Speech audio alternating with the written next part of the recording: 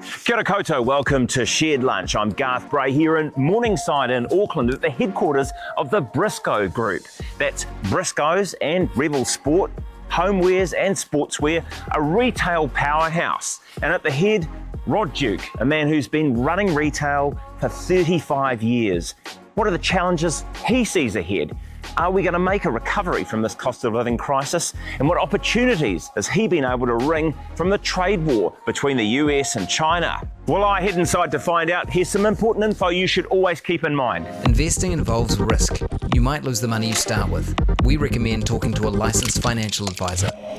We also recommend reading product disclosure documents before deciding to invest. Everything you're about to see and hear is current at the time of recording. Hey Rod, first thanks for inviting us here today. I know you are all about the deal and knowing what the customer wants. And so in that view, we've asked some of our customers, some of our listeners, some of the people that tune into the podcast regularly, what they would like to ask you. And I've got a couple of those questions right here. What's the key indicator of how the economy is related to retail? Like, is there a product somewhere on the shelves where when that goes nuts, you go, things are doing well? No, there's probably not a product, but there's probably a number of product categories. Not one particular one. And look, our summary of whether or not the economy is buoyant or poor is the propensity of people to shop. You know, if they tighten up, don't want to shop, there's nothing they want to buy, you know, you're in trouble. So how have you been able to deal with competition while also staying true to your core values? Look, I think you got to go all the way back to 1988 when we sat down and we were a quasi seller of toys, hardware merchants. Bit of everything. I sat down then with the key people in the business and said, look, the position that we find ourselves in right now is unsustainable. You know, there's terrific hardware merchants out there selling hardware, the toy business that we're in, which is a 30-day business. And so we had a look at the landscape and figured out which piece of that retail landscape we could occupy, dominate, and defend. And the piece that we found that was vacant was really good quality product, really good price. And so we thought, okay, let's go out there and get all the famous brand names in the categories that we want to operate in, and that's what we'll sell. Because look, at the end of the day, the rich and middle income folks always buy, you know, real good quality product. So that was the core of where we thought we ought to sit. We believed we could defend that position, and here, 35, 37, 38 years on, we've managed to do it. And we've done it. We're now with two brands, with two different categories of merchandise in two different brands of stores. Homewares and sportswear. Yeah. So is there a secret to success in the business in this economy? Look, I think if you're predictable, I think if you're trustworthy, and I think if you're very, very conveniently located so people don't have to go to great lengths to shop with you, that's probably a pretty good start, I would have thought. I tuned into your AGM. I heard a great quote. I just want to share with everybody. Retail is like crossing a tightrope, juggling flaming torches while riding a unicycle. That was your chief financial officer, wasn't it? Yes, bang it was. on? It was, yeah. Did he get that from you? No. Regrettably, it is good though, isn't it? I was sort of struck by that. I mean, he's talking about, I think, if I understand it right, the dilemma of trying to sell as much as you can, but also make as much as you can from it. And when I sort of looked, you've had to pull your gross profit back, how much you're making of this, by about, I think it was about 200 basis points, about 2%, Yep. down to about 40%, just in order to keep the sales flat last year. Yeah. Tell me about that tightrope walk. How do you make those sorts of decisions? Well, it all starts with being able to buy the right merchandise and buy it at the right price.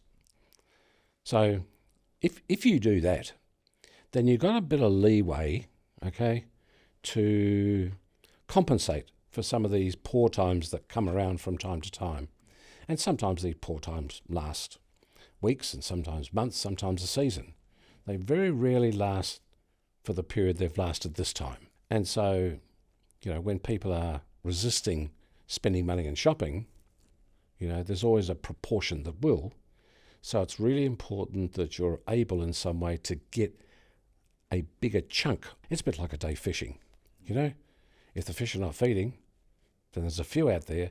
Sometimes you've got to change your bait, and sometimes you've got to change your position, and sometimes you've got to change things up to get, a good chunk of those that are shopping. And so that's the skill I think that's embedded here. The world's awash with all of this news about tariffs and so on. I read that pretty much hot off the back of the Liberation Day and all that kind of thing, you had your entire buying team up in China for a couple of weeks. Yep. What did they see? What did they tell you? They saw some panic-stricken factories, because as you imagine, a good chunk of what's made in China goes to the United States. And so the American suppliers were simply saying, do not ship. I'm not paying 145% tariff when it lands on the dock. So don't ship it because I won't be paying for it. And so you've got factories in China sitting on mountains of stock, not knowing when they're going to ship the next consignment. And at the same time, we're saying, I'm here with a bag full of cash and I want to take it now. But I want a better price. Right. So there were a few bargains to be had when you went shopping, or your yeah. team went shopping. Oh, yeah. Yeah. We'll see that turning up. Yes, you will. Yeah. Yeah. Does that then mean you pass that on, or are you using that as a hedge against uncertainty, or you're just looking at whatever the conditions are at the time when the stuff arrives? A bit of all that. We have a particular style or grade of product that we buy, and there's other folks in the market who buy a lower grade and other folks that buy a very, very, very low grade. So we don't always buy exactly the same merchandise.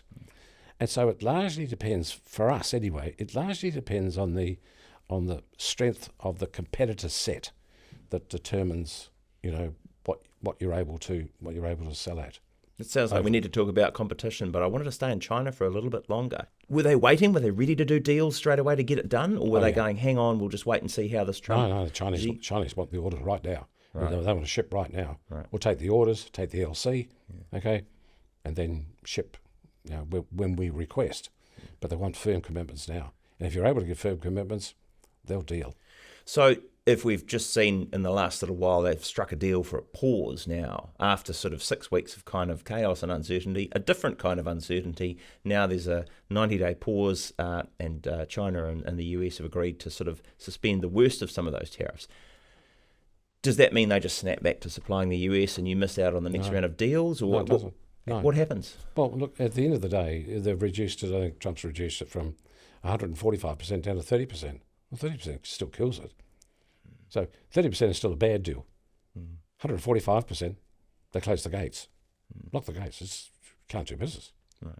So 30% is still bad. Now, there'll be some merchandise in some categories, that the American suppliers will go, look, for the sake of...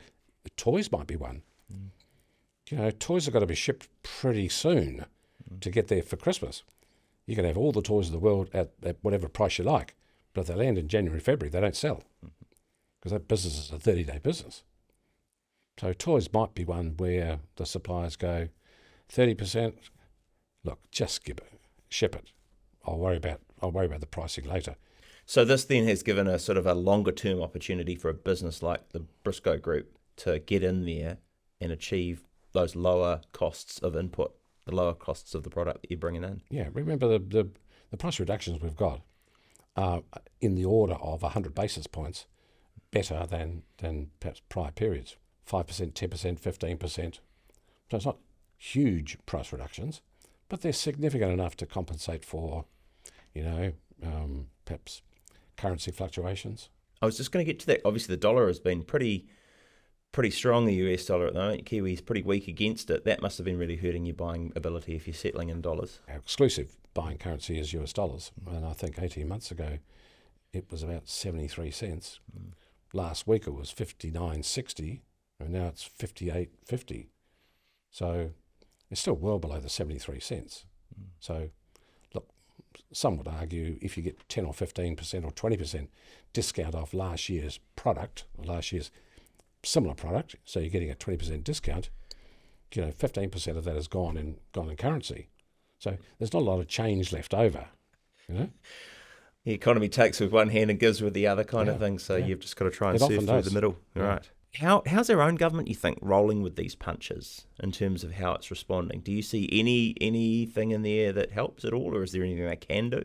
The government that's in power now has, I think, got a different set of issues. This tariff thing is interesting, but I was reading the Financial Review this morning. A lot of the Australians now are trying to just pretend Trump's not there. I don't really want to talk to you right now. I'm happy with the 10%, leave me alone. I'll keep dealing business with China because their exports to China is something like 220 billion, into the United States at 37. So they really don't want to get into that conversation. They'd rather just hide in a corner and just leave it at 10%. We're probably in a similar position, I imagine. I don't imagine that our exports to the United States come anywhere near our imports from China. And so in terms of balance of trade, we're probably pretty happy to sit in a corner and cop the 10% and stay out of Trump's sightlines, I imagine. But no, look, the government itself has got a whole bunch of other issues they've got to contend with. They've got, a pretty poor book they walked into. Looks like we've got to pay $9 billion a year just to pay the interest bill on some of the borrowings the previous government did. But as a company or as a group that isn't largely encumbered by debt, I mean, you're pretty well cashed up, aren't you? And any lending or credit facilities are for projects, right? So you've managed to stay out of that. Yeah, you're right. But we've always been a bit like that. I think it was 140 million or something in the bank. Yeah. But traditionally we don't borrow money. I'd much rather save a bit and then pay cash for something, or like this new warehouse facility. You're looking at spending 100 million or something over the next couple of 3 years. Yeah, 40 million just this year to build a warehouse. Yeah, or distribution centre. Yeah. You're right. It's going to do both. We made the decision that we want to buy it. We want to own it. If I wanted to rent it, then someone else will be paying that, but I'll be paying, $2 or $3 or $4 million a year in rent. I've got pretty much the cash there.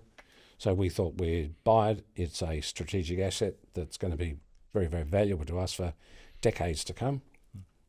It's going to produce a lot of incremental profit for the group after this investment, and so we thought it was important that we owned it and ran it ourselves. And because we've been thrifty in the past, our borrowings to pay for it are going to be negligible. So you're also, I understand, looking at going smaller. Little boxes, not big ones, right? Those are the sort of the mini or the metro concept that's been talked about at your AGM. Yeah. 15 new stores, but smaller ones. Where are they going to be? Why do that? And I suppose, if I can bombard you with questions, what were you thinking before you made that decision? What made you think, yep, we'll go with this? We sit down periodically and do a 3-year review of, we sit down and go, okay, look, what do we have to do the next year or two? Okay, that makes perfect sense. And then 3 to 4 years out, a bit of blue sky stuff. What might be interesting to evaluate, to experiment with, just to toy around with and see whether or not it works, because it smells like a good idea. That's where this smaller unit came from. And so, yes, we've got the strategic stuff like the DC, blah, blah, blah, all the way out. And now we look at Briscoes and Rebel metros or minis. They're little stores in little catchments. And so whilst it is, scheduled, all being well, to be established in FY28, we're starting to do a lot of the work now. What we've got right now is around about 100 stores in both brands, total brands, in every catchment that's got 20,000 or less permanent residents. I think our smallest is about Taupo, and they've got about 20, 21, 22, 23 permanent residents. But there's a lot of other spots around New Zealand, where we think it would be uneconomic to put a full line Briscoes and Rebel in there, about 3,000 square metres, 100 car parks, that's chunky. But at the same time, there's catchments like Hamilton and Tauranga, for example. In Tauranga, most of our competitors got 3 or 4 stores. I've got 1, okay? And there's development going over the bridge at Papamoa, and it's going the other side at Bethlehem Way. So we want to experiment and see whether or not it'd be worthwhile either planning a larger store later or slap in a couple of minis right now. So that's Tauranga. Hamilton, for example, almost all the shopping is done on the north side. All the people don't live on the north side. People live on the southwest and east. So would it be interesting to have a look at a store in those catchments? Yeah, we think it'd be pretty interesting to have a look at that. Hamilton's not a small catchment. So this sounds a bit more of your occupy, dominate and defend. You're building a few outposts around your fortress. Well, yeah. Building a wall, perhaps. No, not a wall, but we're putting little forts in different spots. Levin, Gore, what? Now, they're probably not quite big enough for a full line store for us. But would it support a smaller version of our 2 brands? Probably. So we're going to have a look at it.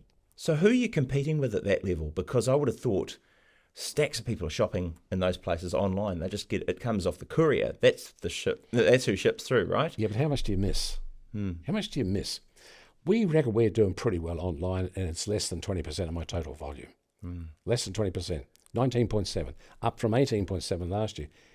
And I'm near the top of the tree. I'm going real well.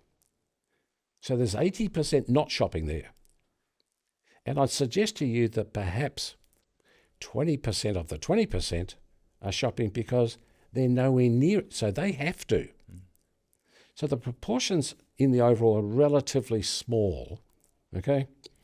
That wouldn't stop someone buying, if they didn't live in Levin, they lived outside of it, buying it and using it as a click and collect place.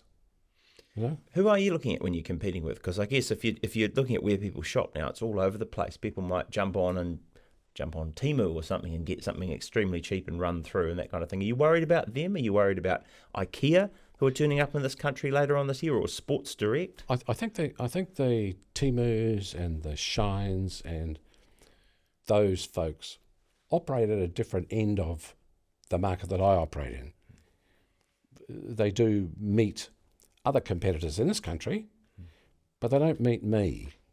I'm more focused on the Costco's and the IKEAs and other people. You mentioned Sports Direct. Because they're looking at moving into this part of the world, aren't they? Yes. Normally when a competitor turns up, new entrant, they throw a lot of money around to try and draw custom. That's got to be something you have to chew on and prepare for. Sure, but we've got people in their stores already. I know how they operate. I know what they sell. I know the propositions. I've got a lot of stores. And I've got a lot of stores right next door to stores where they think they're going to put shops. It's fine. I've got to lift my game. People will go to these places and experiment with them. I want people to go there and experiment a service level or quality of service that is lower than mine. To have a look at a range of product that's not anywhere near as significant as mine. To go into an environment that's not as comfortable as my environments. So does that mean I have to lift my game in some centres and in some brands? Yeah, it's okay. I'll do it. Sounds like you're relishing the challenge. You can't avoid it, mate. It's going to happen. When you're on a really, really, really good plot, you're doing it well and you're executing wonderfully, there's always someone sitting outside the barbed wire fence thinking, oh, I wouldn't mind a bit of that. I might have a crack at that. So is he that clever? I'll have a crack. It wasn't that long ago that Rebel Sport Australia brought over one of their concepts called DFS? No, not DFS. boating, fishing camp, BCF. Okay, bought it over. Set up 8 stores. Lasted 18 months, cost them 45 million, and they went back home. You saw that as seeing them off from the gate, did you? It's fine. That's okay. Look, I'm looking at doing the same in Australia. I want to set up a brand or buy a brand, over there and compete over there. I want to do that. You've still got a lot of energy, and I guess that comes back to the question that one of our listeners and viewers had asked there. What keeps you going? No sign of you stopping. I mean, is it the love for the business generally? Is it the need to occupy, dominate and defend? Maybe some of that, maybe all of that, maybe none of that. I don't know. I've been in the retail business since I was 16. I just happen to love the concept of buying something, selling something, buying plenty, selling plenty, having plenty of stores, having plenty of customers. I just happen to like the idea. I think with this business over here, it is a lot of fun. It's a lot of fun building, something from pretty much nothing into an organisation that's really, really, really well respected and successful. And it's hard to give away something or move away from something, for me anyway, if you gave birth to it. It's hard. And look, I have to tell you, I'm in a really, really, really fortunate position at the moment. I've got about 3 or 4 really, really key people who have been here for a very long time, who are very, very, very clever. And I'll tell you now, I don't get down in amongst the weeds as much as I used to. Why? Because it's not my job anymore. My job is to mentor, is to guide, to assist, to encourage. Do I step into the weeds from time to time? Absolutely, yeah. But I try to be a different sort of manager these days than I was, because I'm not going to be here for a very, very lot longer, But I'm very healthy. But I'm not going to be here a lot longer, But I'm past the halfway mark. I'll concede you that, okay? And so this is my legacy. I don't want this business to fail just because I go, That'd be a slight on me. That'd be, well, you didn't do your job particularly well. You didn't train these people particularly well. You didn't encourage them enough. You didn't set the platform for success for them. Well, that's not what I want to do. So look, the short answer is I'm still having some fun. I can still play golf when I want to. My body can't take the games of golf that it used to. So my expectation for games out on the course are not as high as they used to be. But in here, you're still very competitive. Look, I'm still, I'm still full on. I like to win every battle. I like to buy at the best price. I like to sell at the best price. I like the best quality people around. When we sit down and we look at strategically where we want to be, when we want to be there, what we want to achieve from it, you've got to succeed at that, There's plenty of graveyards, corporate graveyards, where, the business was good, but management just couldn't execute on change strategies. They couldn't execute. I think we can, and we've demonstrated that. Look, in a couple of years, we would have invested $120 million in a DC. It'll produce substantial sales and margin gains. It'll deliver a better quality service to our customers. If I can do that and I can execute on that, and we think we can, then that'll be another giant hurdle, that we've conquered. And then the runway from there, is made, significantly easier.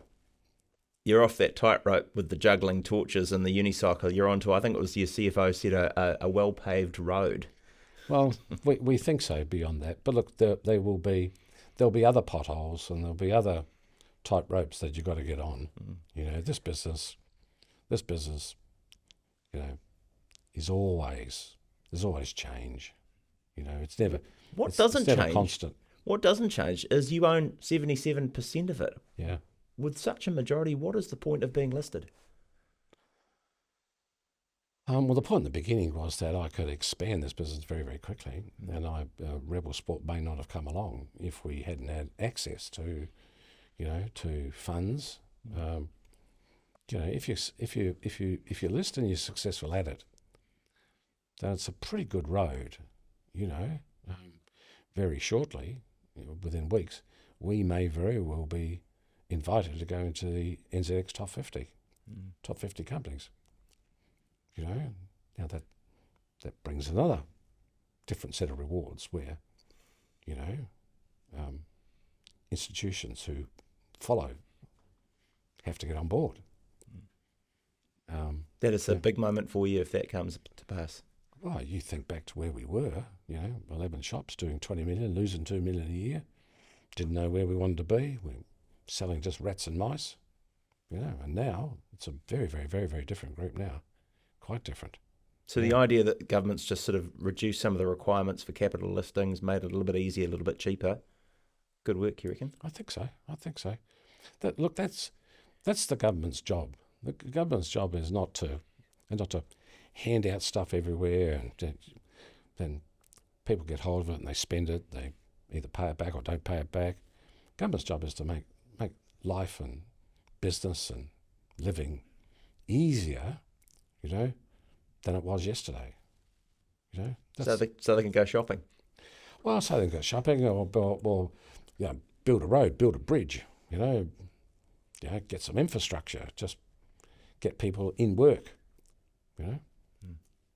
So you're not expecting a lot from budget day. You're just hoping that they try and stay out of the way a little bit. Well, I think all of us can expect and should expect, some real thought about what the next year or two might look like, or even beyond that, and fix some of the issues. Will we have to tighten our belts?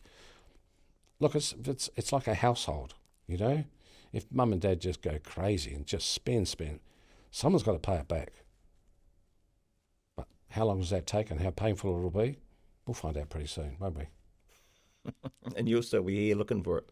I'll be here looking for it, yes. Thank you, Roger. Thanks for having us here at Briscoe's headquarters.